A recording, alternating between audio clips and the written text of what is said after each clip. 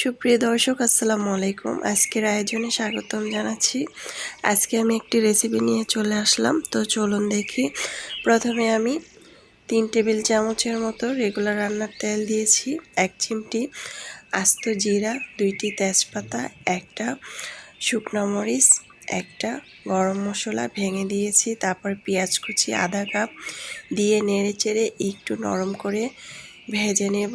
চুলার আঁচটাকে medium size করে তারপরে আমি এখানে দিয়ে দিব হাফ চা চামচ আদা বাটা, হাফ চা চামচ রসুন বাটা দিয়ে মশলাটাকে একটু ভেজে নেব যাতে আদা রসুনের কাঁচা গন্ধটা না আসে। এটাকে আমি 2-3 মিনিটের মতো ভেজে নেব।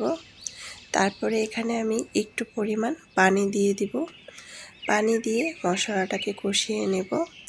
এ পর্যায়ে কিন্তু খুব সুন্দর একটি ঘ্রাণ আসতেছে, যেহেতু এখানে আমি জিরা দিয়েছি, আস্ত জিরা, শুকনো মরিচ, এটাতে খুবই সুন্দর একটি ঘ্রাণ আসতেছে।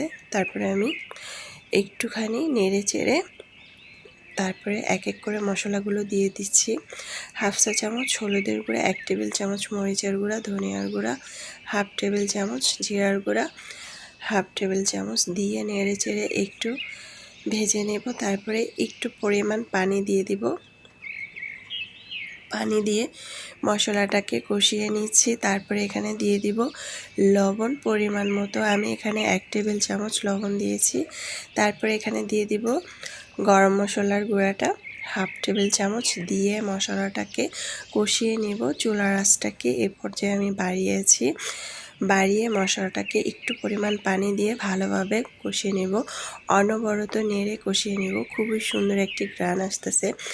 এই তরকারিটা মাংসকে হার মানাবে, কারণ এই তরকারিটা আমি খুবই সুন্দরভাবে রান্না করছি। এমনভাবে আমার প্রসেসটাও আপনারা কিন্তু ফলো করতে পারেন। তো আজকে রান্না বুঝতেই পারছেন, আমি আজকে মিষ্টি কুমড়া দিয়ে রুই মাছ রান্না করব। তো এখানে আমি মিষ্টি কুমড়াগুলো এভাবে টুকরো করে কেটে নিয়েছি, 2টি আলু দিয়েছি, দিয়ে মশলার সাথে এখন আমি কষিয়ে নেব প্রায় 3 থেকে 4 মিনিটের মতো। এভাবে যদি আমরা রান্না করি তাহলে মাংস থেকেও কোনো পরিমাণ কম হবে না। কালারটা খুবই সুন্দর লাগছে। তো এখন নেড়ে চেড়ে আমি এটাকে ঢাকনা দিয়ে ঢেকে রেখে দেব। মিষ্টি কুমড়াটা কিন্তু এমনিতেই নরম হয়ে যায়, তা আমি বেশিক্ষণ ঢেকে রাখবো না। তো ঢাকনা দিয়ে ঢেকে চুলার আঁচটাকে একটু বাড়িয়ে দিয়েছি। তো ঢাকনাটা উঠিয়ে এখন আমি নেড়ে চেড়ে দিব। দেখুন, আমি একটু কাছে থেকে দেখিয়ে দিচ্ছি, একদম ভাজা ভাজা করে ফেলবো। এভাবে যদি আমরা তরকারিটা রান্না করি, তরকারিটা খেতে কিন্তু খুবই অসাধারণ লাগে। গরম গরম ভাত দিয়ে খুবই মজা হয়।